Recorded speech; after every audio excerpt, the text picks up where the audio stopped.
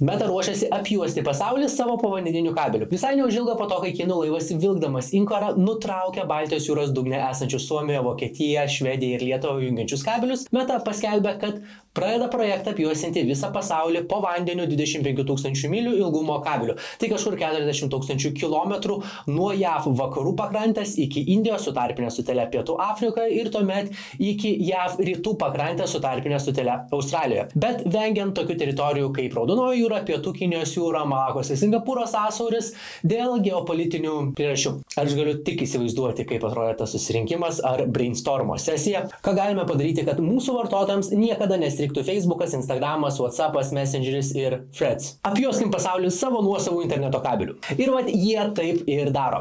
Meta yra antroje vietoje pasaulio pagal sunaudojamą interneto srautą. Pirmoje vietoje Google, bet jis jau turi savo povandeninius kabelius, tai dabar turės ir Meta, ir vartotojai galės nebesibaiminti Metos nulūžimo. Per pastarosius metus Metos kompanijų akcijos pakilo 75,61%, pastarosius 7 ketvirčius kompanijos pelningumas viršijo keliamas prognozes, o kaip sekasi uždirbinėti pinigus dabar, matysime vasario 6 dieną. Vadovaujantis analitikų prognozėmis dabar yra labai geras laikas pirkti kompanijos akcijas ir Trading Central duomenimis ir prognozėmis akcijų kaina per ateinantį plius minus mėnesį turėtų arba gali kilti nuo esamų $574 už akciją iki $585–596 už vienetą. Na, o investuoti į Metos akcijas galima pradėti $10 cento tikslumu. Toliau iš sekcijos, ko labiausiai gailisi, ko nedarė baby boomeriai, kalbant apie finansus ir ką darytų kitaip. Top 3. Tai nuosekliau, disciplinuočiau ir daugiau investuotų, per vėlai pradėjo rūpintis savo pinigais, didintų savo finansinį raštingumą, nesukonsultavo su profesionalais. Tai čia apklausus populiaciją, kurios finansinio raštingumo balas yra kiek didesnis nei pas mus ir žmonės nuo labai senai galėjo investuoti ir investuoja. Įsivaizduokite 90-metį tėvą ar senelį ar gal prosenelį, pasakojantį, kaip tik pradėjęs dirbti 18 metų amžiaus 1952 metais pirko savo pirmasias akcijas ar kitas investicijas.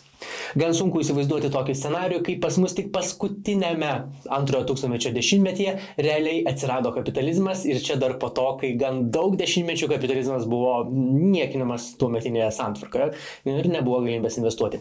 Tai to gan stipriai gailisi baby boomeriai, tai yra karta gimusi po antrojo pasaulinio karo ir kaip gan greitai apskaičiuoti, kiek jums gali reikėti pinigų oriai pensijai ar ankstyvai pensijai. Pradžiai sakykime, kad mums vienam mėnesiui užtenka 1000 eurų. Tai 12 mėnesių reikės 12 000 ir skaičiuojame, kad infliacija bus ne 2%, kas yra centrinių bankų svajonė, o sakykime bus 3%. Vidutinė infliacija Lietuvoje yra kiek didesnė nei 2%. Vėlgi, kokį laikotarpį pažiūrėtume, galima rasti laikotarpį, kai buvo ir mažesnė, bet imant ilgalaikį terminą didesnė nei 2%. Taigi, jeigu dabar mums užtektų 12 000 eurų metams, už 30 metų dėl infliacijos mums metams reikės 29 127 eurų. Dauginame šį skaičių iš 20 ir turime 583 440 eurų. Tai turint tokią sumą, realu nustojus dirbti kiekvienais gyvenimo metais, gauti pasyviomis pajamomis pragyvenimui reikalingą pinigų sumą, neparduodant savo investicijų. Tai toks mini nukrypimas tiems, kam įdomu, kaip gali atrodyti 9–11% metinių palūkanų pamėnesių išmokantis nekilnojamo turto kompanijų ir verslo vystymo kompanijų investicijų portfeliai ir galimai pasisemti idėjų, čia kortelę rasite video, kuriame dalinuosi savo turimomis investicijomis. Spekuliuojant, kad išsivysčiusių geriausių pasaulio kompanijų akcijų indekso fondas ir toliau uždirbinės vidutiniškai tiek, kiek ir nuo 1970 metų, vidutiniškai po 11% per metus, tai jeigu turime 30 metų laikotarpį, per mėnesį reikėtų investuoti po 208 eurus, kad pasiekti šį tikslą. Tai tie, kas investuojate po 30 ar 50 eurų per mėnesį pensijai ir tikitės orios senatvės, rekomenduoju nueiti pasikonsultuoti, tik ne į tokią konsultaciją, kurios tikslas jums kažką parduoti. Lapkričio pradžioje pradėjau eksperimentą, kiekvieną savaitę investuojant po $20 į gan specifinį amerikietišką biržoje prekiavimo fondą ETF, kuris uždirba 3 kartus daugiau už S&P 500 indeksą.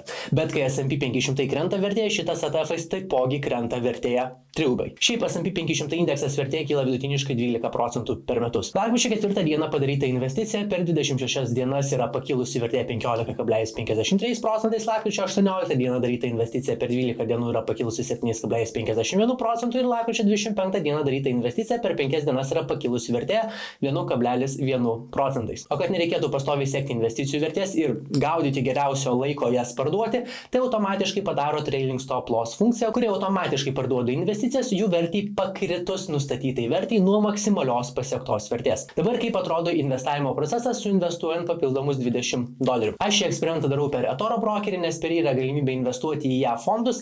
Minimali investicinė suma į bet kurį fondą ar akciją yra $10 ir nėra taikomas investicijų įsigijimo ir pardavimo mokestis. Prie video bus vardinė nuoroda, su kuria registruojantis gausite brokerio elektroninę knygą, kaip būti geresnių investuotojų. Susikurti paskyrą užtruksite iki 5 minučių. Susikūrus paskyrą ir prisijungus, viršuje paieškos lange suvedu trigubą sverto S&P 500 fondo trumpinį SPXL, paspaudžiu ant jo, spaudžiu trade ir rašau norimą investuoti sumą pinigų ir spaudžiu buy. Taip paprastai ir greitai atrodo pats investavimo procesas. Jeigu norite gauti daugiau turinio apie investavimą ir investavimo idėjus, spragtelkite subscribe mygtuką ir ant varpelio, o jeigu dar spragtelsite like mygtuką, labai padėsite šiam kanalui augti. Sėkmingų investavimo ir pasimatome kaip visad pirmadieniais, ketvirtadieniais ir kartais sekmadieniais.